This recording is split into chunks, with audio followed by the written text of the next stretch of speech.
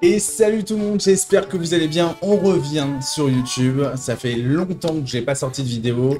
Il va y avoir pas mal de vidéos qui vont arriver, soyez-en sûrs. Donc n'hésitez pas, on reprend les bails. Donc on s'abonne, on se follow aussi sur Twitch parce que je fais maintenant des lives Twitch. Tous mes lives qui étaient sur YouTube au préalable sont maintenant sur Twitch. Et si vous voulez avoir les dernières nouveautés, n'hésitez pas à me follow sur Twitter. Donc let's go, on va parler dans cette première partie, puisqu'il y aura plusieurs parties sur ce sujet-là, de mon voyage en Corée du Sud. Vraiment, ça a été un voyage incroyable, hors du commun.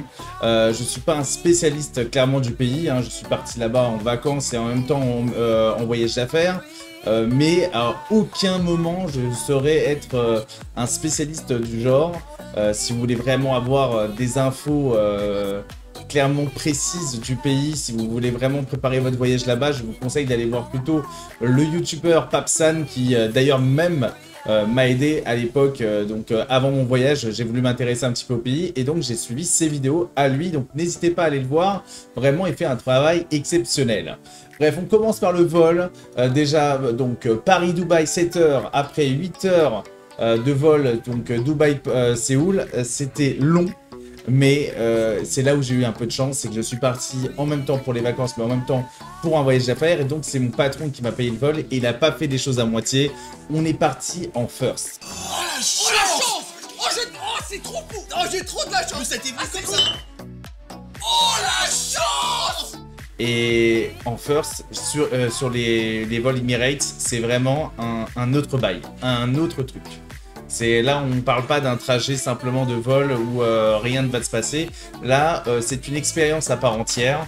Vraiment, ça a été de surprise en surprise de voir à quel point il y a certaines personnes qui peuvent vivre comme ça au jour le jour, mais dans le luxe au niveau de leur voyage d'affaires. C'était fabuleux.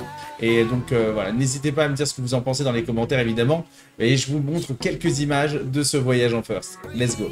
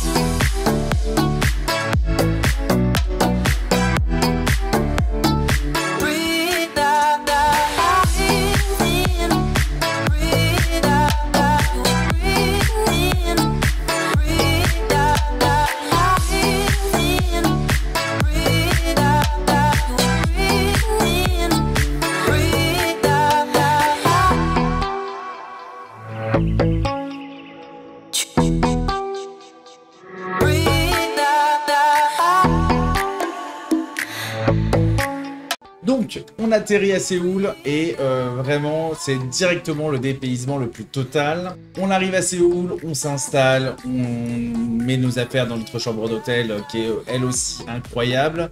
Et à ce moment-là, ce qui a été le plus frappant quand j'ai pu avoir la chance de me balader donc, dans les rues de Séoul, c'est la propreté. La propreté, les gars, vous vous rendez pas compte, c'est là où vous vous posez vraiment la question, qu'est-ce qui se passe en France, ou en tout cas, en l'occurrence, moi j'habite à Paris, ça n'a rien à voir. Ça n'a rien à voir, les amis. Tout est clean, tout est propre, il n'y a rien par terre, tout est nickel. D'ailleurs, c'est même la question que je me suis posée, c'est parce que comment ça se faisait que les rues étaient aussi propres, parce que quasiment je ne voyais aucune poubelle aux alentours. Donc je me pose la question si les habitants ramenaient pas donc leurs ordures chez eux carrément pour les jeter. Mais bref, en tout cas, la propreté à Séoul, en Corée, c'est une valeur sûre. Déjà, ça c'est, il y a plein de points comme ça où que je vais mettre un peu l'accent dessus. Certes, ça a l'air anodin comme ça, mais quand on a la possibilité de juger, en tout cas de faire la comparaison avec la France, c'est clairement autre chose. Par la suite, évidemment, on a fait un petit peu de visite guidée un petit peu de la ville. On a eu la chance d'être guidé par une guide incroyable qui s'appelle Camille, vraiment adorable, qui a vraiment pris le temps de bien nous expliquer, de nous donner un petit peu les petits tips de la vie en Corée et de nous montrer en fait des choses au plus près, pas faire seulement les choses un peu trop touristiques. Elle nous a amené aussi dans des endroits, on va dire, typiquement coréens, ce qui est vraiment appréciable si on veut vraiment découvrir une ville en vrai. C'est-à-dire si on veut aussi, on part manger au McDo ou dans certaines pizzerias, en vrai... c'est pas l'intérêt quand tu veux être en Corée, tu veux manger coréen, tu veux goûter à la culture du pays, clairement. Donc là, par exemple, le premier bâtiment, le premier monument, clairement, qu'on a pu visiter, c'est le DTP. C'est un centre commercial qui fait aussi exposition d'œuvres d'art, mais déjà, rien que son architecture, elle est un petit peu folle, parce que vous avez vraiment l'impression, et moi, en tout cas, c'est quand je suis arrivé à côté de ce bâtiment-là, c'était vraiment ça, t'as l'impression qu'un vaisseau spatial s'est posé en Corée. Voilà, t'as l'impression que c'est vraiment... t'es dans Star Wars. Après, on est parti manger dans un petit resto qui paye pas de mine, clairement, mais qui était vraiment délicieux, avec une petite mamie qui s'est chargée de nous faire griller du poisson. D'ailleurs, très sympathique, hein, vraiment, elle a été très souriante, et vraiment, son poisson est comme ça. Et évidemment, donc, il y avait plein de mets coréens avec une sauce épicée, parce qu'ils aiment beaucoup ce qui est épicé là-bas. Moi, en l'occurrence, bon, ça me va carrément bien, j'adore ça. La cuisine coréenne me convenait clairement très très bien. Donc après ce petit resto sympathique, on a commencé un petit peu à se balader en ville. Et la première chose qui m'a vraiment frappé dès le départ, c'est ce côté où en fait les paysages, il y a une sorte de contraste assez évident quand on arrive là-bas.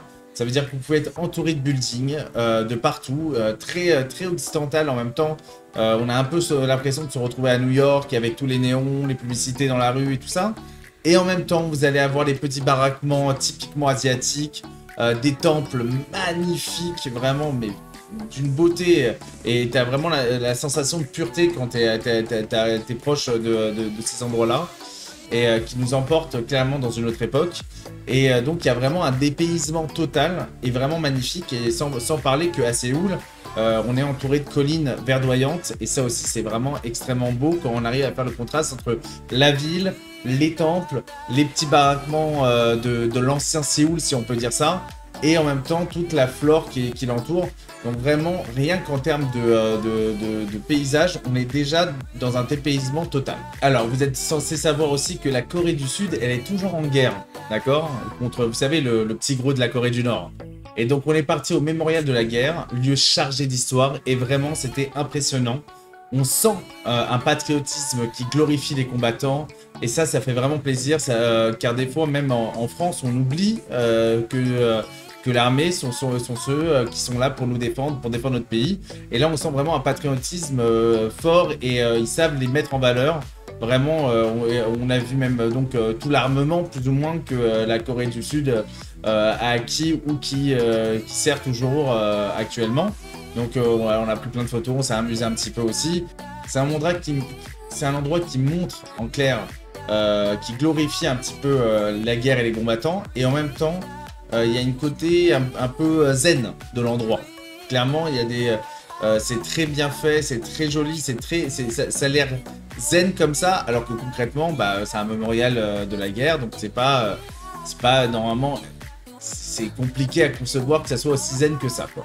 Bref, on termine la journée à Yosun Impact Mall. Alors déjà, on se calme tout de suite. Déjà que je sais que j'ai un accent anglais qui est horrible. Je vous donne les bons noms parce que vraiment, je me dis, il faut que je leur donne les bons noms. Mais si ça tenait qu'à moi, je vous aurais dit, on est parti là-bas. Hein. Donc, ne commencez pas à critiquer mon accent anglais de merde. Ça ne sert strictement à rien. Donc vraiment, les centres commerciaux en Corée, c'est ça à retenir. C'est moderne, c'est beau. Et la décoration est complètement folle. Là, par exemple, on est parti prendre un petit verre dans ce centre commercial. Il y avait un centre Marvel, mais de fou, avec vraiment... genre, on peut comparer à ce qu'on a chez Disney par rapport à ce centre Marvel. Et juste à côté, il y avait un petit endroit par rapport, vous savez, aux animés du créateur d'animé Miyazaki, qui est très connu, très populaire là-bas. Et donc, vraiment, c'était très beau. Vous allez voir, en fait, le souci du détail au niveau de la décoration, c'est vraiment incroyable. Encore une fois, j'utilise beaucoup ces mots-là, incroyable, beau et tout ça, parce que vraiment, j'ai été bluffé. C'était ma première journée en Corée et vraiment, j'étais fou de voir tout ce que j'ai pu voir en quelques instants. Donc vraiment, par exemple, les figurines, vous avez des figurines de fou, de super bonne qualité là-bas. D'ailleurs, c'est des grands consommateurs de cartes Yu-Gi-Oh, faut le savoir. Et les gens laissent, par exemple, il y a une grande jarre comme ça, et ils laissent leur double de cartes. C'est-à-dire que quand ils ouvrent leur booster de Yu-Gi-Oh, s'ils ont une carte en double, bah, clairement, ils vont la prendre et ils vont la mettre dans la jarre. Comme ça, ceux qui veulent venir après, et ben, ils la récupèrent. Donc vraiment, ça, c'était cool parce que je me suis fait plein de cartes. Hein. Je me suis dit, tiens, pour les gosses, ça peut être sympathique et les gens sont très contents d'ailleurs que tu récupères leur double, ils s'en ont strictement rien à faire et c'était très content. D'ailleurs, il y avait beaucoup de monde au stand Yu-Gi-Oh parce que quelques jours avant, le créateur de l'animé et du jeu était décédé. Donc bref. Bon, on est rentré, on s'est reposé à l'hôtel et puis moi, tu vois, j'avais envie de continuer de sortir. Donc je suis parti un peu tout seul. Je suis parti donc à Itaewon pour voir le monde de la nuit un petit peu. Alors je suis parti seul, c'est un peu le point noir en fait de la soirée parce que évidemment mon anglais, vous avez dû l'entendre, il est un peu à chier. Il n'était pas vraiment au top, donc ça m'a pas empêché de voir et de ressentir vraiment l'énergie des Coréens. Faut savoir que eux, ils travaillent énormément. Ils ont des plages horaires beaucoup plus grandes que les nôtres, mais ils s'amusent de fou. Ils sortent, ils vont au resto quasiment tous les soirs, ils vont sortir en boîte danser, ils vont aller dans des pubs, ils vont aller dans les karaokés, ils vont aller dans les PC Bang. Tout ce que je vous dis, retenez-le bien parce que dans la prochaine vidéo, je vous montrerai tout ça. Mais vraiment, voilà, c'est ça le truc, c'est... Ils sont pas... ça veut dire qu'ils vont pas être enfermés. Même des fois, moi, quand je vois à Paris, par exemple, bah, les gens, c'est vraiment métro, boulot, dodo, il n'y a rien qui va être... Eux, il y a vraiment la phase, on travaille, on charbonne, mais avant d'aller dormir, on va se mettre une race. Et on voit à quel point les Coréens, ils sont de bonne ambiance, ils ont envie de sortir, ils dansent dans la rue, et ça fait kiffer. On ressent l'énergie de la ville, et c'est vraiment un plaisir de fou. Donc moi, évidemment, je suis parti me prendre un petit cocktail, me détendre, profiter, prendre des photos. Et merci Google Traduction qui m'a permis de taper la discussion. Alors pas longtemps, une dizaine de minutes avec deux petites Coréennes qui ont bien voulu discuter avec moi parce que clairement, avec Google Traduction, c'est tout sauf marrant.